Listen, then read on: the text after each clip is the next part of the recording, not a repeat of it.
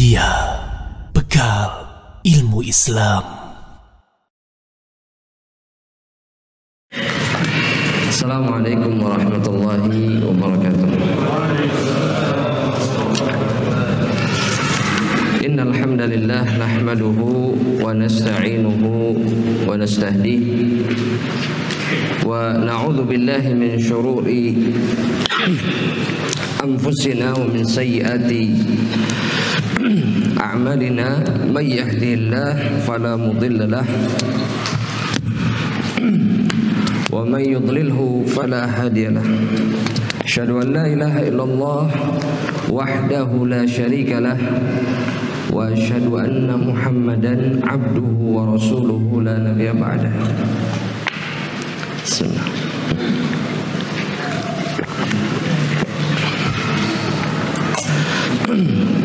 Amma ba'du, ahibati fillah wa ikhwani fid din, azani Allah wa iyyakum.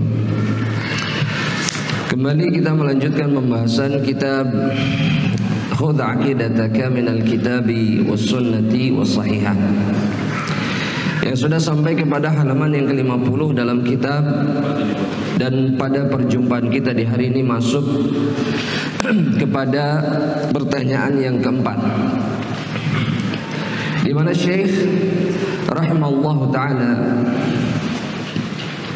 beliau mengatakan atau mengajukan pertanyaan, manil wali, siapa wali itu, atau siapa yang dimaksud, atau kemudian siapakah yang berhak disebut sebagai wali Allah subhanahu wa ta'ala. Dan secara makna yang disebut dengan wali itu adalah orang-orang yang diberikan wala atau pertolongan oleh Allah subhanahu wa ta'ala. Kalau kita punya pertanyaan kenapa seseorang disebut wali dan apa yang dimaksud dengan wali, baik itu yang disebutkan oleh Allah subhanahu wa ta'ala dalam Al-Quran, maka artinya adalah mereka orang-orang yang ditolong oleh Allahu Rabbul Alamin, yang pantas untuk ditolong oleh Allah, ya, yang terus menerus diberikan pertolongan. Maka jawabannya, ahibati fillah, kata Syekh, wali adalah orang yang beriman, yang bertakwa kepada Allah subhanahu wa ta'ala, orang mukmin yang bertakwa kepada Allah. Jadi sesederhana itu sebenarnya hakikat seorang wali di dalam Islam. Dan tentunya ini berdasarkan apa yang disebutkan oleh Allah subhanahu wa ta'ala dalam Al-Quran, dalam Al-Quran Al-Karim. Dalam surat apa jemaah? Surat Yunus ayat ke berapa? Ayat ke berapa? Yang keras? 62, 63. Tahu dari mana? Dari buku. Karena di buku ada. Kata Allah subhanahu wa ta'ala, dan ini adalah catatan bagi setiap orang-orang yang beriman, bahwa mereka bisa saja termasuk kemudian dalam golongan para wali jika memenuhi syarat yang disebutkan oleh Allah subhanahu wa ta'ala. Kata Allah Rabbul Alamin, ala inna awliya Allahi la khawfun alaihim wa lahum yahzanun. Kata Allah subhanahu wa ta'ala, sesungguhnya wali-wali Allah subhanahu wa ta'ala itu yang disebut dengan wali, bahkan Allah mengatakan awliyaullah, wali-walinya Allah, langsung dinisbatkan kepada Allah subhanahu wa ta'ala. Maka sifat mereka itu adalah la khaufun alaihim wa lahum yahzanun. Mereka tidak memiliki rasa takut, yakni terhadap apa yang belum terjadi, sebagaimana yang dijelaskan oleh para ulama. Jadi mereka tidak takut menghadapi apapun. Itu diantara sifat mereka. Apapun yang terjadi, apapun yang belum terjadi, mereka akan hadapi, karena mereka tahu yang menjadi penolong mereka siapa? Allah subhanahu wa ta'ala. Oleh karenanya orang-orang beriman itu sebenarnya bukanlah sekumpulan orang-orang penakut, dan bukan juga sekumpulan orang-orang yang pesimis, yang belum ngapa-ngapain sudah mundur. Itu bukan orang beriman. Itu bukan sifat orang beriman. Itu bukan wali Allah.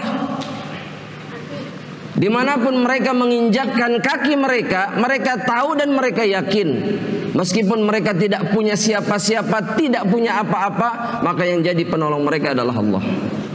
Itu gambarannya jamaah wali Allah subhanahu wa ta'ala. Ya. Dan biasanya jamaah rahmatullahi Allah, sifat tidak takut kepada apa yang akan terjadi ini biasanya itu muncul kalau sedang apa jamaah? Hah? Apa? Imannya sedang tinggi. Terus biasanya dipaksa muncul juga ketika berada di dalam kesusahan. Begitu juga kalau dalam kehidupan di dunia, rasa takut itu hilang terhadap apa yang akan terjadi kalau sedang berikhtiar mencari dunia. Betul tidak jemaah? Berangkat kemana aja insya Allah dapat duit. Betul nggak jemaah? Iya. Merantau misalkan dari ranah yang jauh datang ke negeri yang lain, nekat nggak jemaah? Nekat. Kenapa nggak takut? Yakin bisa. Saya pasti bisa hidup. Itu untuk urusan dunia. Nah, orang mukmin itu jauh lebih kuat dari itu. Untuk urusan apapun, meskipun dia bisa jadi binasa, dia bisa jadi hancur, maka tidak ada rasa takut dalam dirinya. Itu oleh Allah. Selama dia berada di jalan Allah, sudah tenang saja. Maka itu akan memunculkan ketenangan yang begitu luar biasa. Iya, betul tidak jemaah? Jemaah? Betul. Kemudian kata Allah subhanahu wa ta'ala, walahum yahzanun. Dan mereka kemudian tidak bersedih, tidak menyesali atau tidak tenggelam dalam kesedihan mereka. Itu orang yang menjadi wali Allah subhanahu wa ta'ala. Apapun yang sudah terjadi, apapun yang sudah pernah dilakukan, gak ada yang membuat mereka sedih. Kenapa jemaah? Kalau itu kebaikan, mereka mengharapkan pahalanya dari Allah. Kalau itu keburukan, mereka bertaubat dan mereka tahu Allah akan mengampuni. Selesai. Kenapa harus bersedih? Dulu Ustaz anak pernah begini begitu, sudah selesai, sudah lewat. Gak ada yang perlu disesali, gak ada. Maksudnya untuk apa kemudian diingat terus, kemudian mengganggu ibadah kita kepada Allah subhanahu wa ta'ala. Itu kan yang sering menghalangi kita dari bertakwa kepada Allah. Ingat masa lalu, dulu saya begini, dulu saya begitu. Ya sudah, selalu ada yang lebih buruk dari keburukan yang kita lakukan. Itu pasti jemaah. Selalu ada yang lebih buruk. Oleh karenanya tidak perlu bersedih. Yang perlu dilakukan apa? Lakukan yang benar. Lakukan yang benar. Nah, di ayat berikutnya kemudian jemaah rahmatullahi Allah, Allah subhanahu wa ta'ala mengatakan alladzina amanu wa kanu yattaqun. Mereka adalah orang-orang yang beriman kepada Allah subhanahu wa ta'ala, lagi mereka bertakwa kepada Allah. Apa bedanya iman dengan ketakwaan? Ayuhal jamaah, apa bedanya iman dan ketakwaan? Yang bisa jawab silahkan jamaah. Kalau takwa sudah silahkan. Kalau keimanan itu adalah dasar menjalankan ketakwaan. Dasar untuk menjalankan ketakwaan. Kalau takwa, ketakwaan, kepatuhan. Takwa itu kepatuhan. Taib, kita lock jawabannya. Fadhal Pak Rahman. Kalau takwa udah sempurna, maksudnya udah di atasnya lagi. Jadi kalau keimanan, orang banyak beriman. Iya. Gitu. Kalau memang udah takwa, memang di puncaknya. Berarti dengan kata lain, ketakwaan itu puncak iman. Puncaknya iman itu takwa. Orang bisa saja meyakini dengan hati, mengucapkan dengan lisannya, berbuat juga dengan amalannya, tapi belum tentu dia orang yang bertakwa kepada Allah subhanahu wa ta'ala. Ya, ciri orang bertakwa siapa yang bisa menyebutkan? Ayo jemaah. Sahih. Terus apa lagi? Ciri yang paling terlihat dari orang yang bertakwa yang disebutkan oleh Allah dalam Al-Quran? Tidak munafik. Tahib. Yang lainnya? Amar ma'ruf nahi mungkar. Ada jawabannya satu saja cukup sebetulnya. Apa? Khasyah. Rasa takutnya sama Allah itu luar biasa. Udah, itu sebetulnya inti dari ketakwaan itu. Takut sama Allah. Karenanya kata para salafus saleh, mereka mengatakan la yablughul mar'u manzilatat taqwa hatta yakhshallaha azza wa jalla wahdah. Tidak akan pernah seseorang mencapai puncak ketakwaan di dalam agama Allah Subhanahu wa taala sampai dia hanya takut kepada Allah Subhanahu wa taala semata. Enggak ada yang ditakuti selain Allah.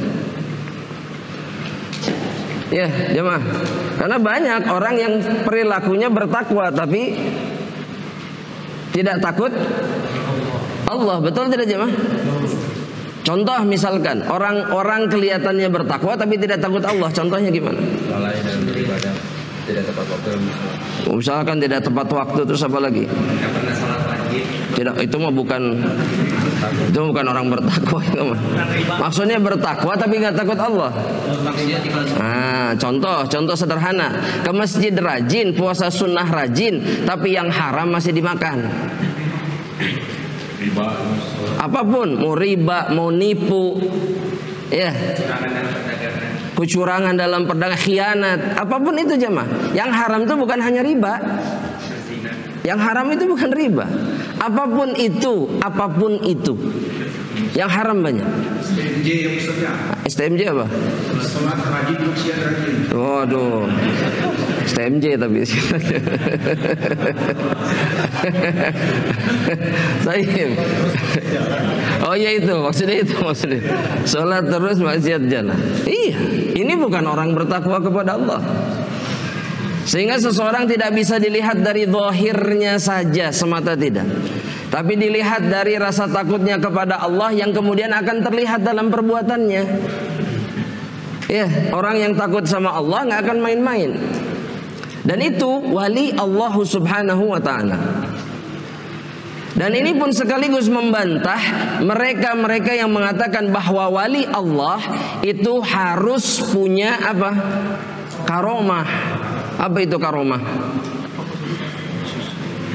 Ya, Pak. Kelebihan, kekhususan, kelebihan, apa lagi? Keajaiban, masya Allah. Terus apa lagi, jemaah? Tulis, jemaah. Kata para ulama, karomah itu khawarikul adah. Khawarikul adah allati a'taha Allahu ala 'abdihi. Khawarikul adah. Apa artinya khawarikul adah? Perkara-perkara yang menyelisihi keumuman atau apa yang berjalan semestinya. Itu yang namanya khawarikul adah. Nanti kita sebutkan contohnya. Ya, yang Allah berikan kepada seorang hambanya. Contoh misalkan yang terjadi kepada salah seorang sahabat Rasulullah sallallahu alaihi wasallam, misalkan pedangnya Rasulullah Khalid ibn Walid ketika beliau ditantang minum racun oleh musuhnya. Jadi Khalid ibn Walid pernah sulit menembus benteng orang kafir dalam satu peperangan. Dan kemudian akhirnya Khalid berpikir, saya harus bikin perjanjian sama mereka. Sudah, ini dihajar begini nggak bisa, kuat luar biasa. Kemudian kata orang kafir, saya akan bukakan pintu benteng kami kalau kamu minum racun dan gak mati. Nah, gimana kira-kira kalau kita ditawari begitu, jemaah? Hah? Bunuh diri bukan? Bunuh diri bagi kita.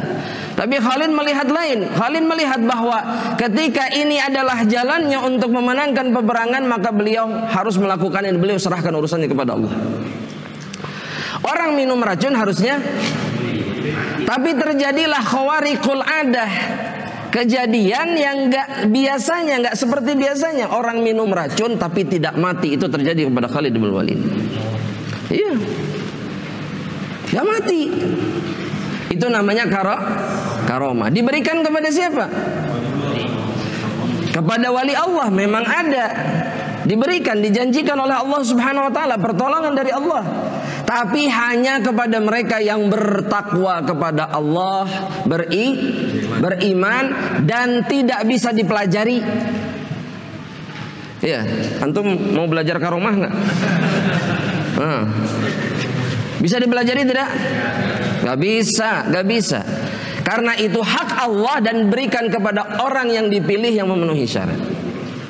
Satu contoh lagi karomah yang lain. Ketika Umar ibn al-Khattab bisa melihat apa?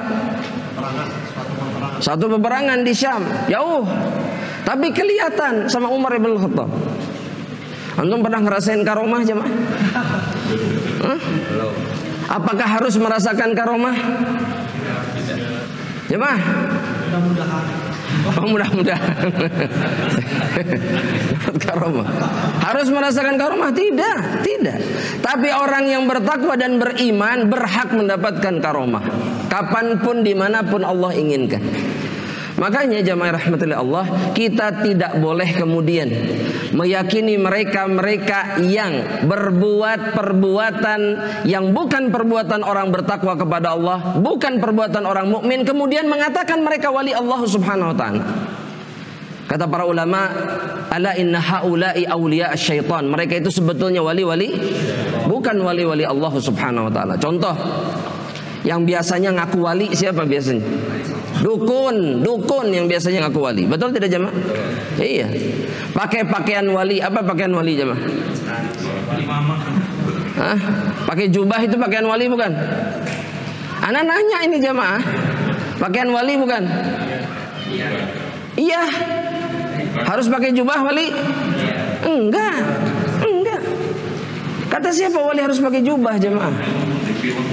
Oh iya, beda dalilnya beda. Dalilnya bukan itu. Iya. Anda harus ingat jemaah, pakaian itu kembali kepada urf, kepada kebiasaan orang setempat. Apa pakaian yang tidak menyelisihi syariat itu boleh dipakai dalam Islam. Sudah, titik. Sehingga wali Allah gak harus pakai jubah, tapi pakai apa?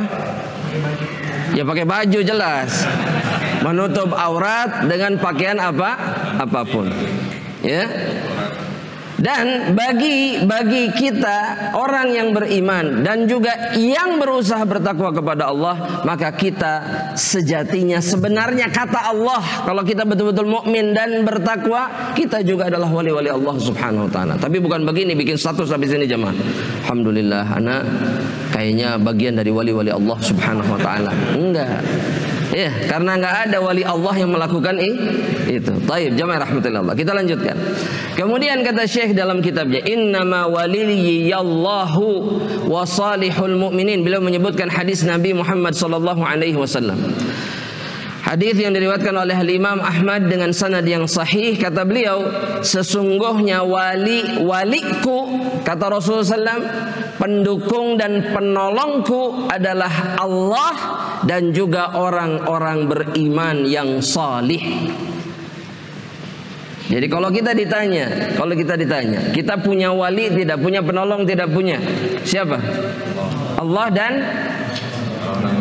orang-orang mukmin yang soleh, bukan orang kafir penolong kita, tapi orang-orang mukmin yang soleh. Jelas sampai di sini jamaah rahmatullah. Baik. Nah sekarang pertanyaan jamaah rahmatullah, bagaimana kita bisa membedakan mana wali Allah, mana wali syaitan? Wali Allah yang mengajak kebaikan, terus setan mengajak maksiat.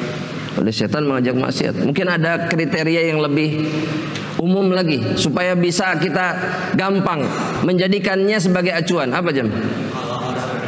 Hah? Perilakunya. Antum? Apa? Jauh dari Quran dan Sunnah. Jauh dari Quran dan Sunnah. Sederhananya jamaah, wali syaitan dengan wali Allah akan terlihat di mana? Dalam keimanan dan ketakwaannya. Sederhana, sesimpel itu. Contoh sekarang mau mengatakan begini, ada wali yang begini jemaah, sholat Jumatnya di Mekah, gimana jemaah? Wali Allah bukan? Coba anda mau tanya, wali Allah bukan? Sekarang kita butuh kaidah untuk menentukan ini wali Allah atau bukan. Kembalinya kemana? Kepada keimanan dan ketakwaan. Anda mau tanya, orang mukmin itu sholat Jumatnya di mana? Di masjid, di tempat dia tinggal. Betul jemaah? Baik. Orang yang bertakwa sama Allah Subhanahu wa taala, dia akan sholat bersama kaum muslimin atau memisahkan diri dari kaum muslimin? Bersama kaum muslimin. Sehingga yang mengatakan mereka sholat Jumat di Mekah Mereka menyelisihi kaidah keimanan dan ketakwaan. Wali Allah atau wali setan? Jamaah. Tayyib, gini aja jamaah. Kalau di Indonesia sholat Jumat, di Arab jam berapa? Jam berapa? Sok dihitung atau dihitung. Jam 8 pagi. Dari Indonesia ke Arab kalau naik pesawat berapa jam? 10 jam, anggap 10 jam.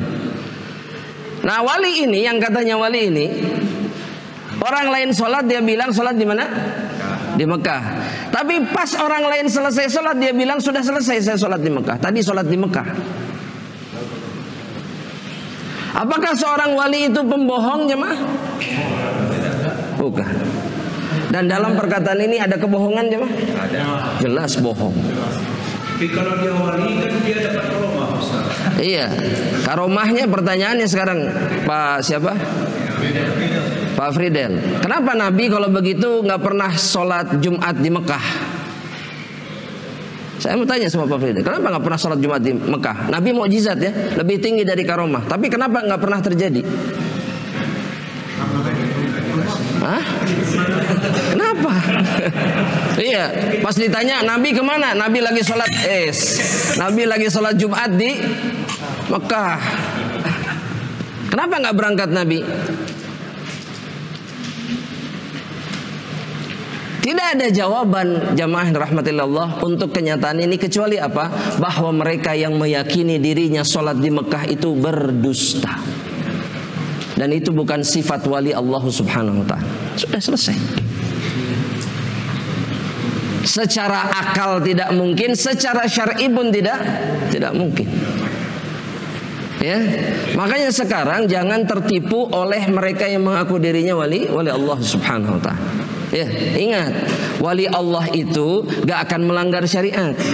Ada wali-wali yang menyebut dirinya wali-wali Allah subhanahu wa ta'ala, pemilik karomah, kalau berbicara dengan perempuan berdekatan. Kalau ketemu dengan perempuan salaman. Boleh tidak aja mas salaman dengan perempuan? Kita nggak bicara kebiasaan ya, nggak bicara kebiasaan. Kalau menurut kebiasaan ya sah-sah saja, tapi menurut syariat nggak boleh. Kenapa nggak boleh? Hah? Bukan muhrim, bukan mahram. Mana yang benar? Bukan mahram. Taib satu. Yang kedua, kenapa nggak boleh sentuhan? Ada hadisnya. Ya apa hadisnya? Masya Allah. Betul. Hadis riwayat Imam At-Tabrani, hadisnya sahih. Ditusuk kepalanya dengan pasak atau jarum dari besi, itu lebih baik daripada bersentuhan dengan wanita yang bukan mahramnya. Udah. Berarti yang wali yang suka salaman sama perempuan wali bukan? Bukan. Makanya Allah berikan kaidah yang sangat mudah. Wali Allah itu mukmin bertakwa. Sudah. Kalau dia mukmin bertakwa, bisa jadi dia adalah wali Allah Subhanahu wa taala. Sudah. Selesai. Termasuk yang mungkin bisa bicara dengan Rasulullah itu. Oh, masya Allah. Ini yang lagi viral kalau ini. Ya, baik. Bismillah. Saya minum dulu Pak. Ini jawabannya harus.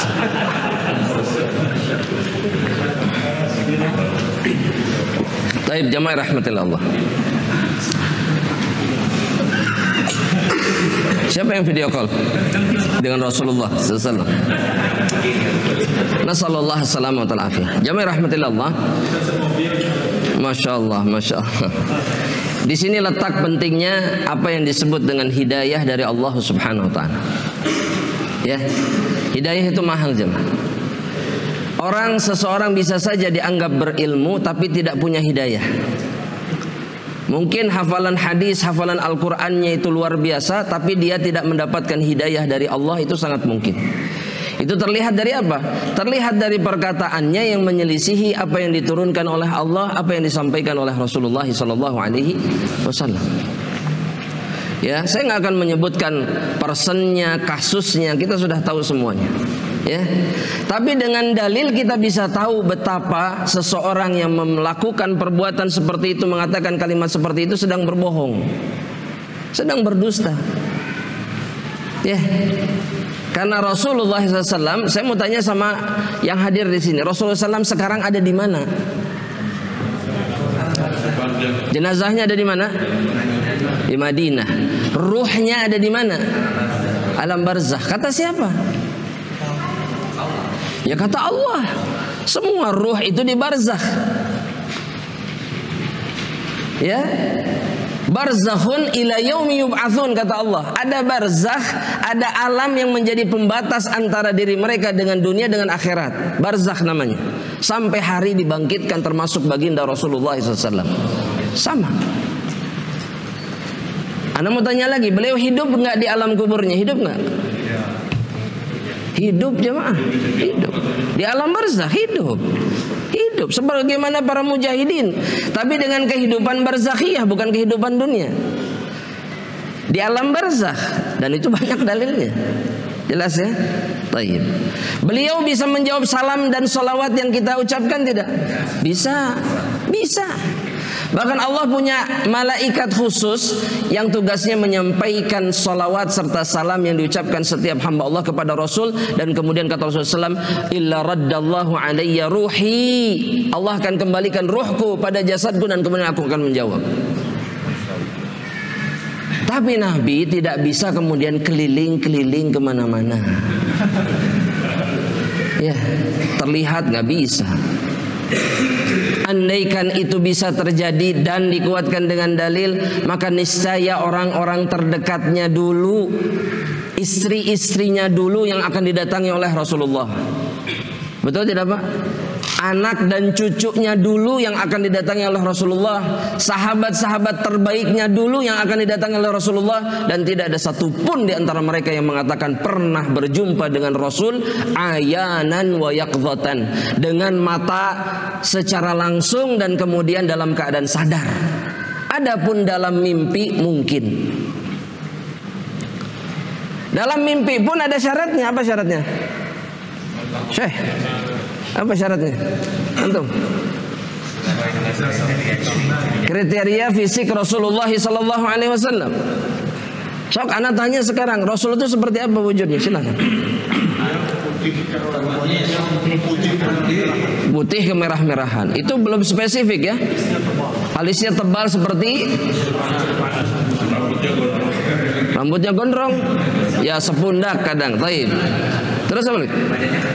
Badannya kekar, dadanya terus apa lagi? Hah? Tidak tinggi, tidak pendek. Terus jalannya cepat. Masya Allah. Ya kalau dalam mimpi jalan Rasulullah SAW. Ya mungkin. Tapi ciri jalan Rasulullah SAW jalan. Terus apa lagi coba? Hah?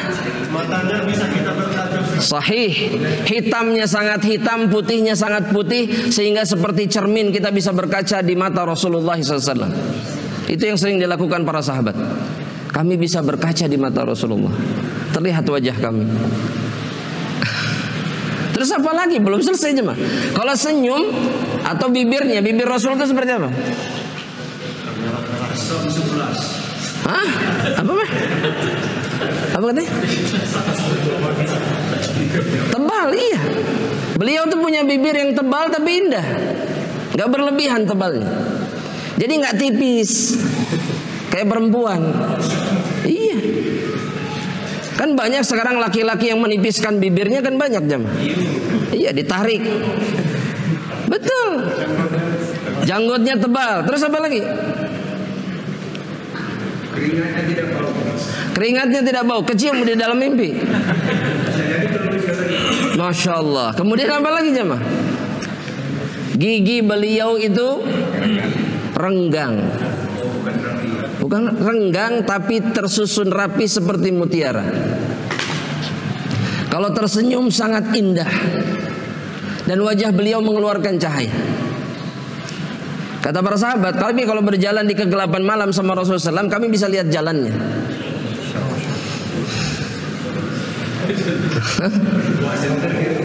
Iya, ini datang dalam mimpi anak Rasulullah pakai sarung, pakai baju koko, jenggot nggak ada. Hah? La haula wala quwwata illa billah. Tapi syahidnya di sini jamaah, dalam mimpi kata Nabi, man ra'ani fil manam laqad ra'ani haqqan atau kama qala sallallahu alaihi wasallam. Barang siapa yang melihat diriku dalam mimpi, dia betul-betul melihat diriku, tapi dengan ciri yang sama dengan apa yang diriwayatkan dalam hadis. Ya. Nah sekarang kembali jemaah rahmatillah Allah, bolehkah kemudian kita mempercayai apa yang dikatakan oleh manusia-manusia yang berdusta tentang Rasulullah? Tidak, sudah itu cukup. Makanya gampang sekarang menilai seseorang itu lurus di atas jalan yang hak atau tidak. Lihat dia berbohong atau tidak di dalam penyampaiannya tentang agama Allah. Kalau dusta jangan didengar. Kalau khayalan jangan didengar. Ya, apalagi kalau mengajarkan itu jauh lebih tidak boleh didengar. Ya, maka tolak ukurnya lihat sesuai dengan apa yang ada dalam syariat atau tidak. Kalau tidak, bukan wali Allah, bukan seseorang yang harus dipercaya perkataannya, apapun gelar yang dimilikinya. Ya, apapun gelar yang dimilikinya. Baik, kita lanjutkan jemaah rahmatullah. Kemudian yang berikutnya jemaah. Di akhir bab ini, Masya Allah, di akhir bab ini, pertanyaan yang kelima di halaman ke-52, dengan apa seharusnya kaum muslimin kemudian berhukum? Ya. Maka jawabannya mereka harus berhukum sesuai dengan Al-Quran dan hadis yang sahih. Karena bab ini berbicara tentang jihad, wala dan hukum. Ya, yang disebutkan oleh Syekh. Maka kata Syekh harus berhukum dengan Al-Quran dan sunnah yang sahih. Maka dalilnya jamaah rahmatillah Allah, ini sudah masuk Isya jamaah? Sudah masuk? Udah, taib. Kita cukupkan sampai di sini dulu, nanti kita lanjutkan setelah adzan Isya insyaallah taala. Wallahu taala. Fadhal. Bismillahirrahmanirrahim. Alhamdulillah wassalatu wassalamu ala Rasulillah wa ala alihi wa ashabihi wa nuwalah. Wa amma ba'd. Ikhwatal Islam rahimani wa rahimakumullah. Kembali kepada pertanyaan yang kelima jemaah rahmatullah. Dengan apa seharusnya kaum muslimin berhukum? Maka jawaban yang diberikan oleh Syekh, mereka berhukum harus sesuai dengan Al-Quran dan hadis atau sunnah yang sahih. Karena Allah subhanahu wa ta'ala berfirman di dalam Al-Quran dalam suratul Ma'idah ayat yang ke-49, di mana Allah subhanahu wa ta'ala mengatakan wa anihkum bainahum apa? Bima anzalallah. Sampai di situ dulu. Padahal ayatnya masih ada lanjutannya. Kata Allah subhanahu wa ta'ala, ini perintah kepada Nabi Muhammad SAW, dan hendaklah kamu atau engkau wahai Muhammad memutuskan perkara di antara mereka menurut apa yang diturunkan oleh Allah subhanahu wa ta'ala. Dan ayat ini ada asbabun nuzulnya. Dalam satu riwayat yang diriwayatkan oleh Imam Ibnu Hisham dan yang lainnya, disebutkan bahwa orang-orang Yahudi memberikan penawaran kepada Rasulullah SAW, jika Nabi setuju maka mereka akan masuk Islam. Apa tawaran yang mereka berikan kepada Rasulullah SAW? Mereka mengatakan bahwa kami orang-orang Yahudi ini di kota Madinah itu memiliki musuh dari kalangan kami sendiri.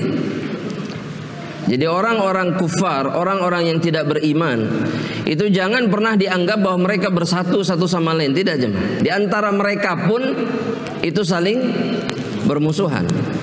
Nah mereka mengatakan kemudian kepada Nabi, kami minta engkau menjadi hakim yang memenangkan kami di atas musuh-musuh kami. Jika engkau mau melakukan itu maka kami masuk Islam, kami beriman kepadamu.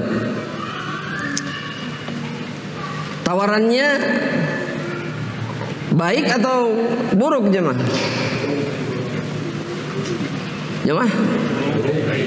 Baik buruk. Kenapa buruk? Karena harus sepihak. Harus sepihak. Menggunakan sepihak. Dan hukum yang digunakan berarti bukan hukum siapa? Bukan hukum Allah. Karena dalam hukum Allah ketika ada yang bertikai, apa yang harus dilakukan? Coba anda mau tanya sama anda. Adil dan benar. Dua pihak harus ada. Terus yang kedua, saksi harus ada. Dua-duanya kemudian Ditanya, baru ditentukan siapa yang salah, siapa yang benar.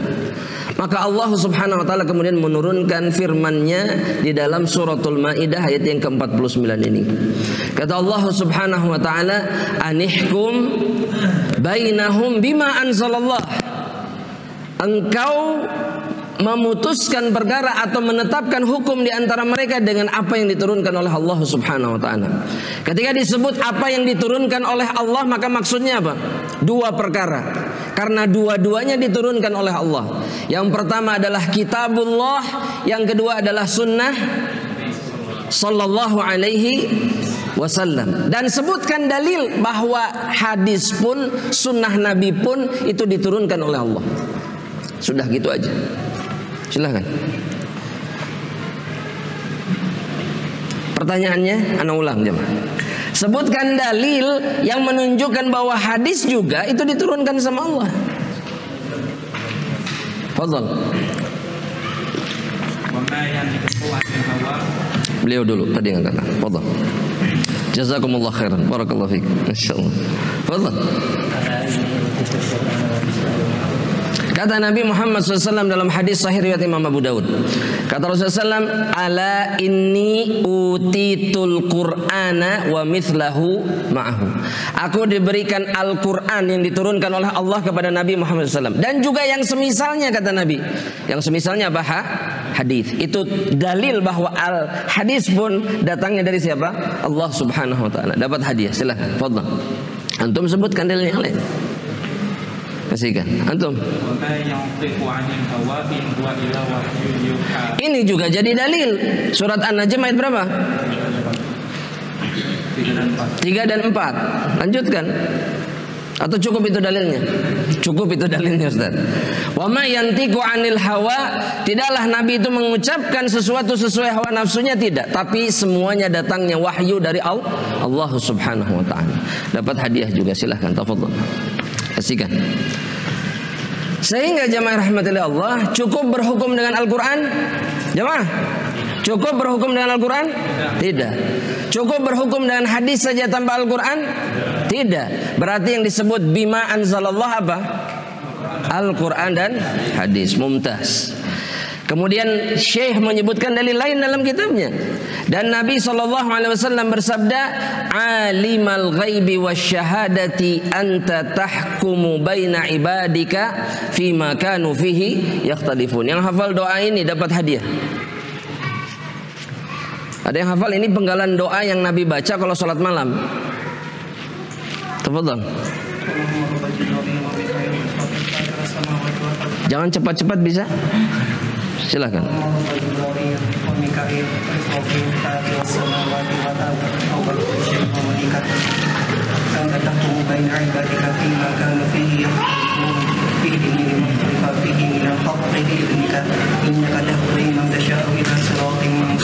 Ahsan, barakallahu fiik.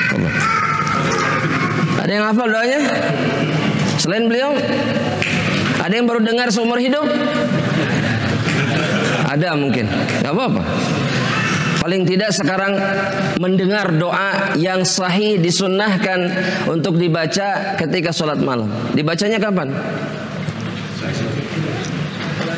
Nah, iya sholatul di bagian mananya maksudnya? Hah? Ketika witir? Ketika apa? Ini dibaca ketika iftitah. Iya. Kalau iftitah, Nabi doa iftitahnya bukan yang seperti kita baca, ini yang dibaca ketika tahajud. Ya, antum butuh hafal ini tidak? Kenapa jamaah? Anda mau tanya kenapa butuh hafal doa ini? Hah? Supaya ditunjukkan jalan yang hak. Secara makna kita dapat petunjuk dan seterusnya. Tapi kenapa harus menghidupkan sunnah? Ya Allah, jamaah, ini bukan pertanyaan berat jamaah.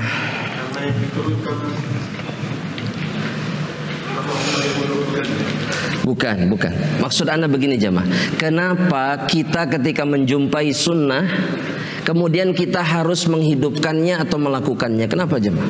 Karena pernah dilakukan oleh Rasulullah SAW. Itu jawaban yang benar, tapi bukan itu. Itu terlalu luas. Apa jemaah? Karena akan ditanya tentang ilmu yang didapatkan. Masya Allah, akan ditanya tentang ilmu yang didapatkan. Jawabannya sederhana aja mah. Bukti cinta kita kepada Nabi itu adalah mengikuti beliau Sallallahu Alaihi Wasallam. Udah.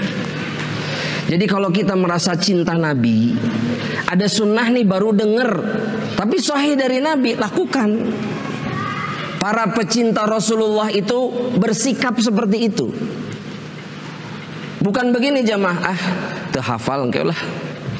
Ya, kenwelah masih banyak doa iftitah yang lain. Bukan begitu. Tapi lakukan apa yang dilakukan Nabi, itu bukti cintamu kepada Rasulullah sallallahu alaihi wasallam. Ya, dan itu juga bukti cinta kepada Allah. Makanya kalau ketemu sunnah itu bukan dipilih-pilih, bukan dipisah-pisah. Yang ini saya kerjakan, yang ini enggak. Itu sifat orang Yahudi dan Nasoro, bukan sifat orang beriman dan pecinta Rasulullah SAW. Iya, ambil semuanya. Makanya kata para ulama, diantaranya kalau saya tidak salah Imam Ahmad mengatakan, kalau ketemu sunnah lakukan sekali saja dalam seumur hidup. Kalau dia bukan perkara yang wajib, maka engkau termasuk di antara umat Nabi Muhammad sallallahu alaihi wasallam. Minimal sekali dalam, Masya Allah. Betul jemaah? Ini Anda lihat wajah jemaah tegang. Serius ini, alhamdulillah. Dan mudah-mudahan ini tanda bahwa antum akan mengerjakan sunnah yang baru diketahui tadi. Ya, doanya riwayat siapa? Lihat buku, ada di buku. Ayo silakan. Supaya antum jadi pencetus kebaikan. Ayo. Riwayat siapa? Riwayat siapa? Imam Muslim. Riwayat Imam Muslim. Baik, berarti hadis sahih? Hadis sahih. Antum dengar doa ini dari siapa? Dari siapa doanya tadi? Tuh kan, sepengajian, ketemu sering. Namanya siapa ini coba? Jangankan antum, ana juga nggak tahu namanya siapa. Siapa namanya? Hah? Asep. Namanya Asep. Antum Asep bukan Asep. Siapa namanya? Widi namanya. Widi. Vidi. Vini, Vidi. Vidi. Jangan ditambah-tambah. Vidi. Tahu dari siapa? Vidi. Dengar dari Vidi. Makanya anak suka nanya itu jemaah, suka minta bacakan supaya antum dapat kebaikan juga. Orang yang dengar dari antum kemudian menghafalkannya, antum dapat pahala. Jangan diam. Kalau ditanya itu jawab. Kalau nggak tahu bilang wallahu, selesai masalah antum.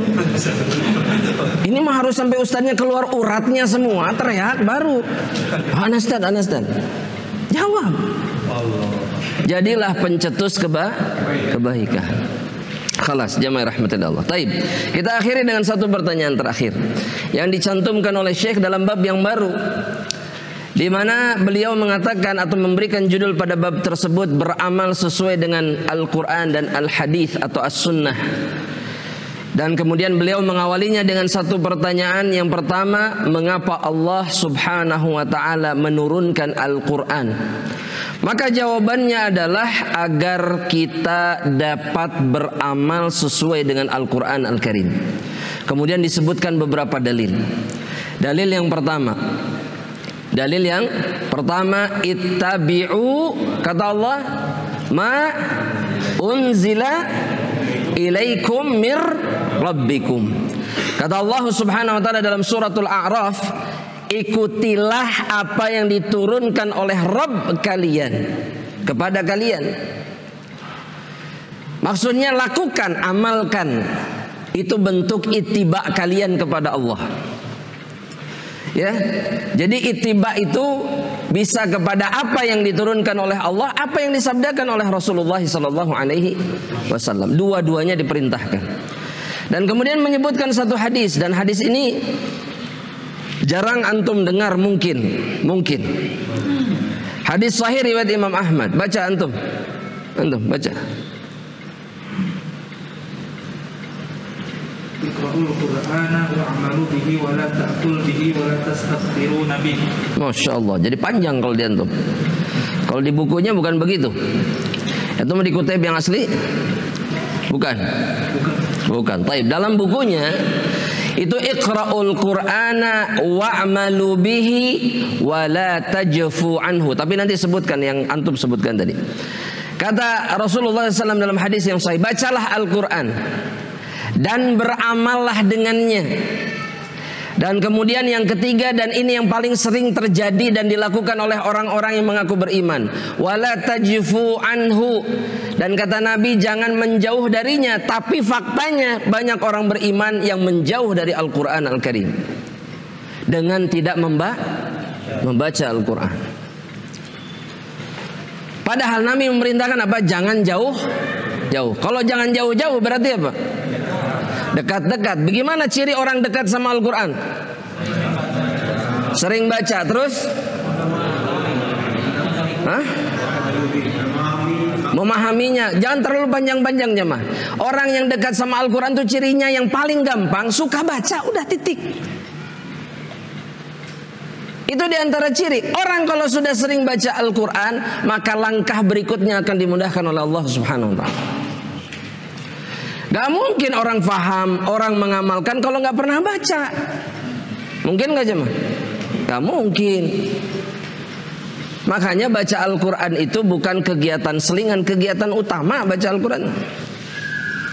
Ya, antum mungkin pernah dengar kisah Syekh yang ditanya bagaimana hubungan para salafus soleh dengan Al-Quran. Kata beliau, seperti hubungan kalian dengan HP kalian di hari ini.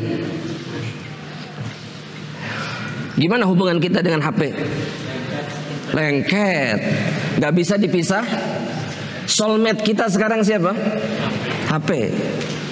Orang di zaman terbaik, soulmate mereka adalah kitabullah.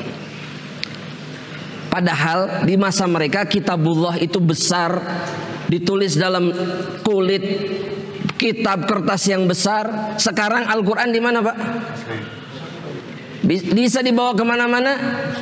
Bisa dibaca di mana saja? Bisa. Menyulitkan? Tidak. Tapi kita jauh dari Al-Quran Al-Karim.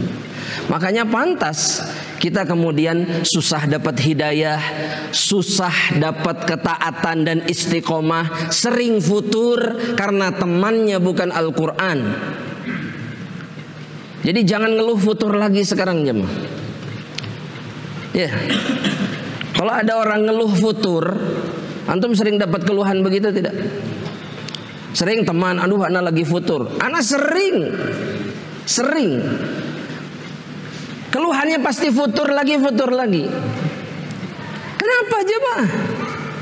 Jauh dari Al-Quran Al-Karim. Makanya Allah tidak jaga dirinya dalam ketaatan. Dan nanti anak akan jelaskan lebih panjang lagi dalam perjumpaan berikutnya, bahwa sebetulnya yang membuat kita gagal dalam hidup sekarang ini adalah jauhnya kita, rusaknya hubungan kita dengan Al-Quran. Sudah itu yang paling utama. Orang banyak mengerjakan sunnah tapi mengamalkan Al-Quran jauh. Betul gak jemaah? Iya. Sunnah ini, sunnah itu, tapi Al-Qurannya ditinggalkan. Baca jarang, khatam tara, belajar enggak, diajak nggak mau datang. Betul gak jemaah? Berjenggot tapi belepotan baca Al-Qurannya. Nah, berjenggot tapi belepotan baca Al-Qurannya. Betul. Iya. Tapi kalau mau belajar kan nggak apa-apa Pak ya. Oh iya. Belajar sampai akhirnya tidak belepotan. Iya, malu sama jenggot, betul jemaah. Pasti disuruh jadi imam kan kalau di masjid mana saja. Silahkan Pak ke depan. Waduh, itu keringat keluar semua. Pasti pucat. Anda sering lihat kalau disuruh jadi imam, aduh, pilihan bacaannya sudah kelihatan. Waduh, pelan-pelan, takut salah makhraj, padahal salah dari awal sampai akhir. Betul. Sahih. Itu sebabnya kenapa jamaah? Itu keberkahan mereka yang menjalankan sunnah. Dianggap baik oleh orang lain. Berkah jamaah. Iya. Udah menjalankan sunnah. Ini mah. Ini jawaban terakhir, minimal sudah menjalankan sunnah. Sudah. Daripada tidak sama lah gitu. Iya, tapi tetap Al-Quran tidak boleh kita menjauh darinya. Wallahi tidak boleh. Karena Al-Quran mendatangkan kebaikan yang tidak bisa didatangkan oleh perkara yang lain dalam agama ini. Makanya jamaah rahmatillah Allah, kita ini jamaah rahmatillah Allah, ngaji, belajar ilmu, tapi di sisi yang lain sumber ilmunya tidak pernah dipegang erat. Iya, kitabullah. Semua ilmu yang antum pelajari kembalinya kepada Al-Quran, pasti. Tapi nggak pernah dibaca, nggak pernah dinikmati, nggak pernah ditadaburi. Lantas bagaimana antum bisa memahami agama ini? Ya, makanya mulai dengan Al-Quran. Mereka yang jadi ulama pun dari kecil yang dihafalkan dulu apa? Al-Quran, baru yang lain, baru belajar yang lain. Karena mereka yang memperbaiki hubungannya dengan Al-Quran sedang memperbaiki hubungannya dengan Allah. Khalas, ya. Maka jadikan ini sebagai catatan, garis bawahi. Oh, ini nih intinya, ini masalah kita sumbernya di sini, jauh dari Al-Quran Al-Karim. Wallahu ta'ala alam bishawab. Kita cukupkan sampai di sini jamaah rahmatillah. Insyaallah kita lanjutkan dalam perjumpaan berikutnya. Wallahu ta'ala alam. Jika ada pertanyaan maka falyatafadhal. Nah, sudah masuk pertanyaan. Ini nampaknya pertanyaan dari orang yang bertanya minggu kemarin juga ini, dari hamba Allah ya. Kali ini ditambah tulisan di bawahnya, maaf tulisan saya jelek. Nah, barakallahu fiik. Waalaikumsalam warahmatullahi wabarakatuh. Saya bertanya 4 pertanyaan, 4 hal. Masya Allah. Bismillahirrahmanirrahim. Mungkin tidak semua pertanyaannya saya jawab, ya. Sering terjadi kasus LGBT yang viral di Indonesia. Ada kawan saya baru saja sembuh dari penyakit kaum Lut. Dia mengeluh penyakit liwat, kadang sembuh, kadang kambuh. Perkara yang pertama jamaah rahmatillah Allah, penyakit kejiwaan atau penyakit iman seperti ini, ya, itu bersumber dari mengedepankan syahwat dan kemudian mengakhirkan agama. Itu dulu penyebab utamanya. Orang yang terbiasa mengikuti syahwatnya itu mudah untuk terjerumus ke dalam perbuatan yang seperti ini, ya. Dan kemudian ditolong dan dibantu, dikuatkan oleh syaitan. Makanya tidak sedikit orang-orang yang anak kenal yang mengatakan bahwa orang-orang yang terkena penyakit LGBT seperti ini, ya, itu kalau diruqyah, setannya banyak. Bisa jadi kemudian yang membuat mereka agak sulit sembuh itu adalah setan yang masih bercokol di dalam dirinya. Makanya tidak ada salahnya diruqyah. Dan kemudian yang berikutnya, jangan bergaul dengan orang yang apa? Sesamanya.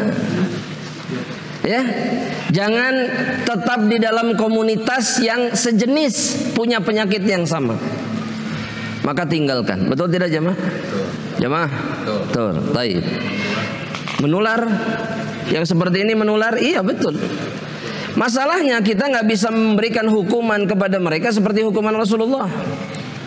Nggak bisa. Di negeri ini nggak bisa. Yang bisa kita lakukan apa jamaah? Mendakwahi mereka, mendoakan mereka, dan mencegah kemudian mereka menyiarkan kebiasaan mereka. Itu yang harus kita lakukan. Ya, makanya jamaah rahmatillah Allah subhanahu wa ta'ala, ini suka tidak suka jamaah, hal ini, perkara yang satu ini sedang entah kenapa sedang disiarkan besar-besaran di negeri ini. Ya, maka kita harus hati-hati, berlindung sama Allah subhanahu wa ta'ala. Itu yang pertama. Kemudian yang kedua, pertanyaan yang kedua, bolehkah membuat novel mengangkat tokoh penyiar Islam? Masya Allah, boleh nggak buat novel jemaah? Kalau kisahnya kisah nyata, kalau kisahnya kisah dusta, ahsan dihindari. ya, tidak perlu menulis tulisan yang diisi atau dipenuhi dengan perkara fiksi, ya, yang bohong, yang tidak nyata, tidak terjadi. Kemudian yang berikutnya, dan mungkin ini yang terakhir yang saya jawab, bagaimanakah menyikapi orang yang suka bercanda basa-basi yang membuat mood saya jelek?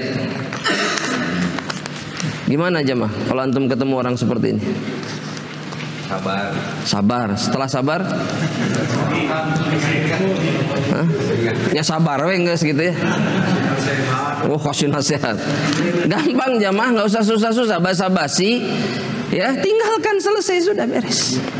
Nggak perlu terlalu banyak bergaul, selesai masalahnya. Ya, betul nggak? Betul. Siapa nama antum? Afan. Sama siapa datang sini? Mana Abi? Oh, masya Allah. Abinya kenapa di belakang? Fadhal, ini hadiah buat antum. Fadhal. Amin. Masya Allah. Afwan.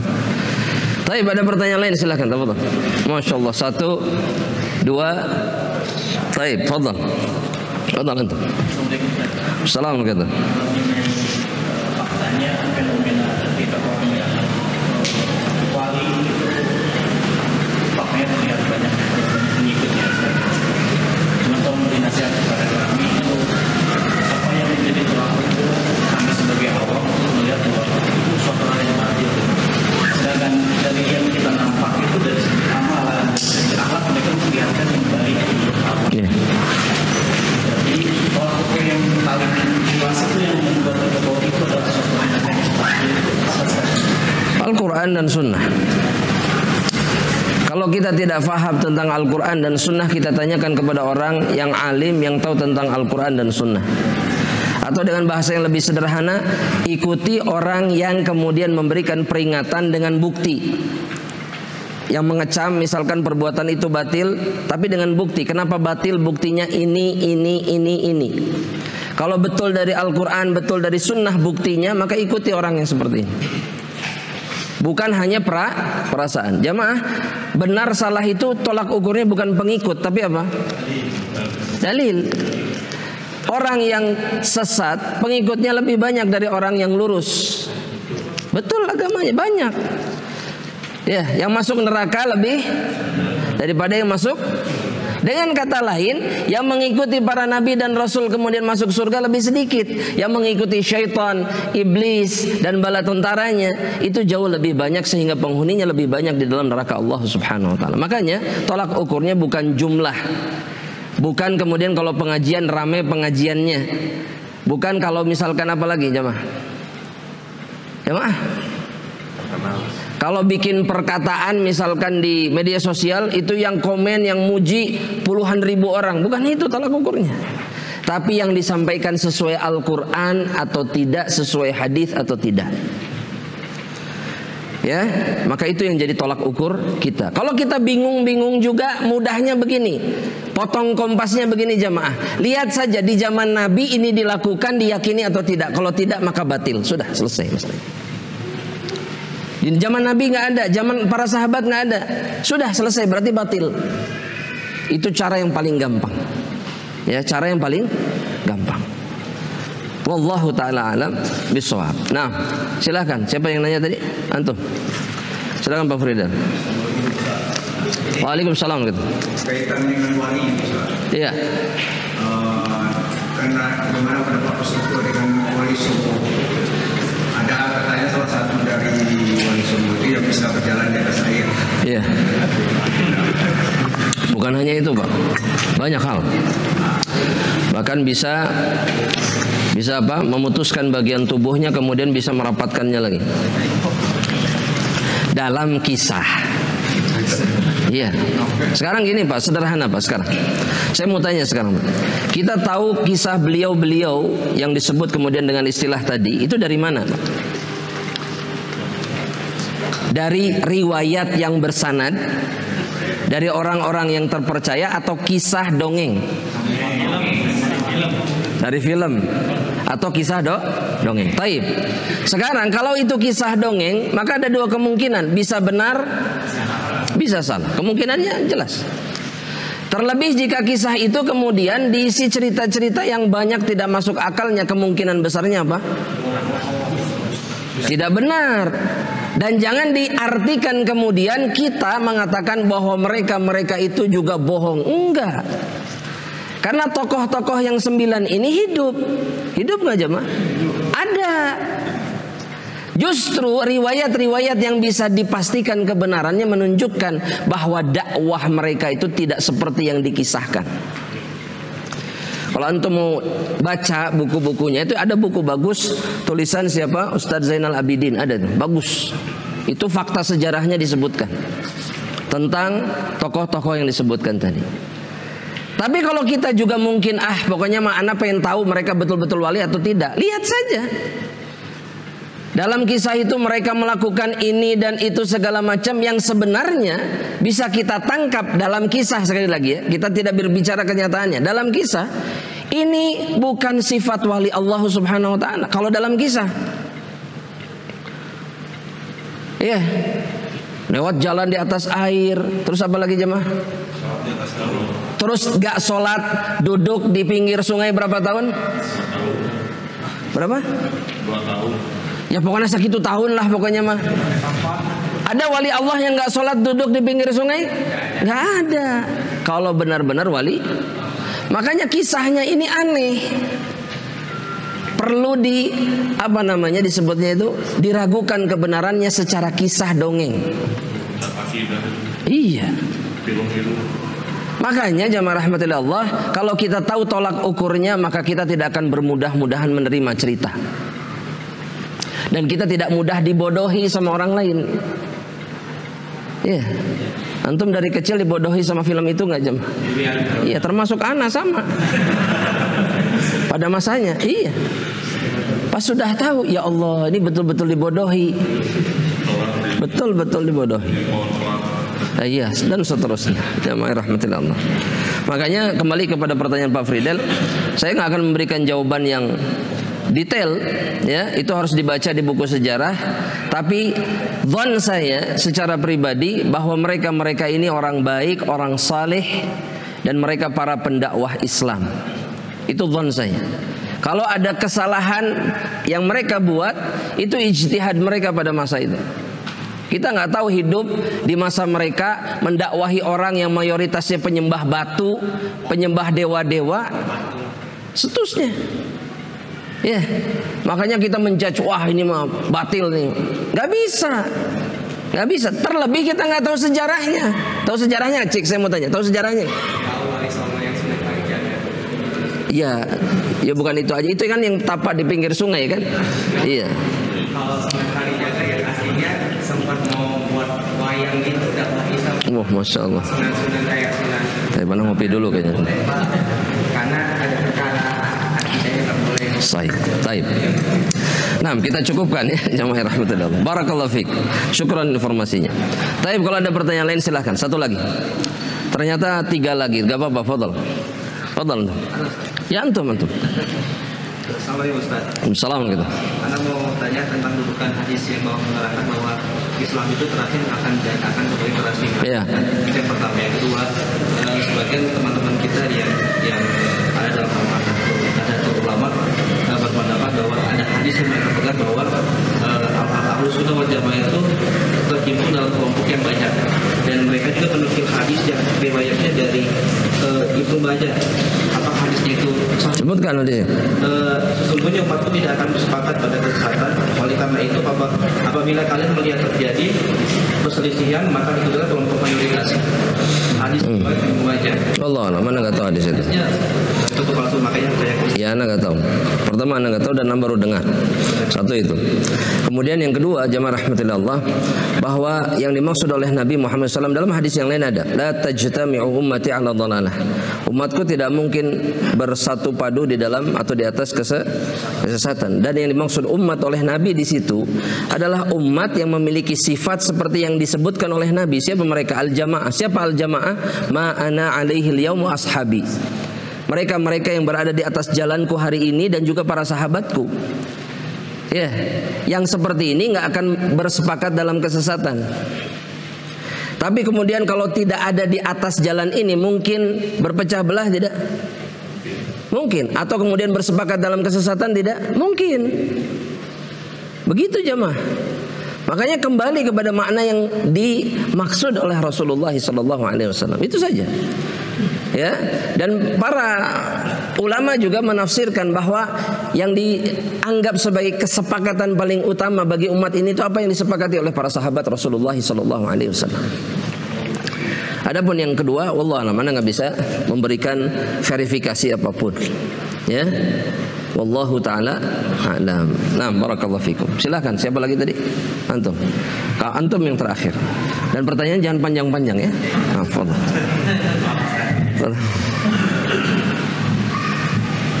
Antum, iya fadhal antum. Saya ingin menanyakan tentang ziarah kubur. Iya. Yang sikap salafi adalah sunnah terhadap kuburan orang tua sendiri. Iya, kenapa? Maksudnya kan kita tidak mengkhususkan ziarah di waktu-waktu tertentu seperti betul. sholat Id misalnya. Yang menanyakan apakah kita mendatangkan kubur orang tua kita sendiri atau hanya berdoa di waktu-waktu yang mustajab saja. Iya. Pertanyaan yang keduanya, apakah benar berziarah itu tahu orang yang menziarahinya ada dalilnya? Nah, jamaah rahmatullah Allah subhanahu wa ta'ala. Yang pertama jamaah rahmatullah Allah, bahwa menziarahi kuburan orang tua itu sunnah. Karena Nabi Muhammad SAW bahkan beliau ketika melakukan perjalanan dari satu kota, dari Madinah ke satu kota, melewati wilayah namanya Abha. Abha itu tempat di mana ibunda Rasulullah SAW dikuburkan. Ya, di Abha itu. Dan Nabi Muhammad SAW meninggalkan para sahabatnya dan kemudian kembali dalam keadaan sedih. Kenapa? Karena kata Rasulullah SAW, aku meminta izin kepada Allah untuk menziarahi kuburan ibuku dan diizinkan oleh Allah.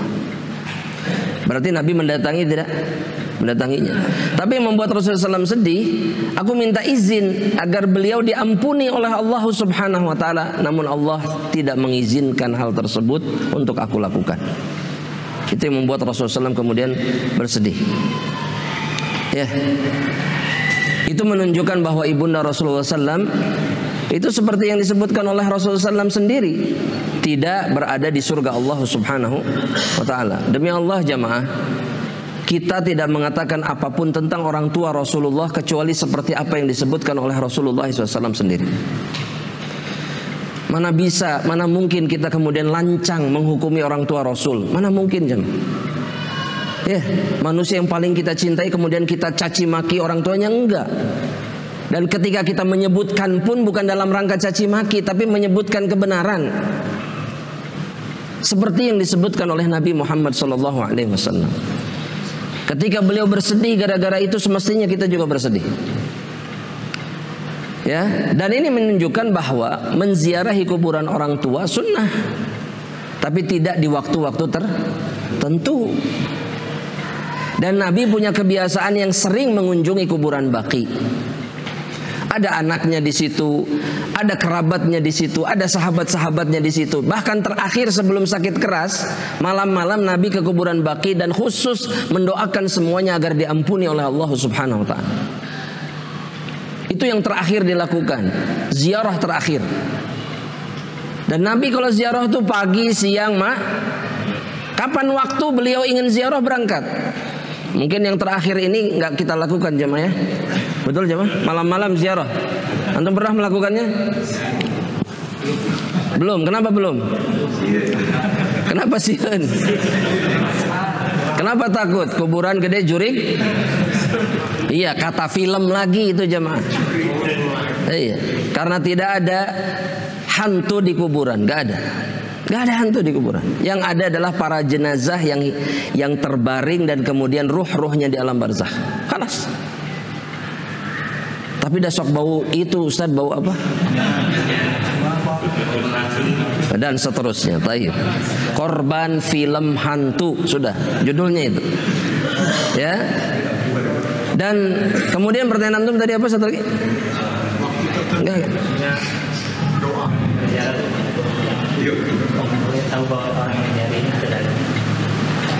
Oh itu ana wallah alam. Ana pernah mendengar satu riwayat tapi ana nggak pasti, ana nggak yakin.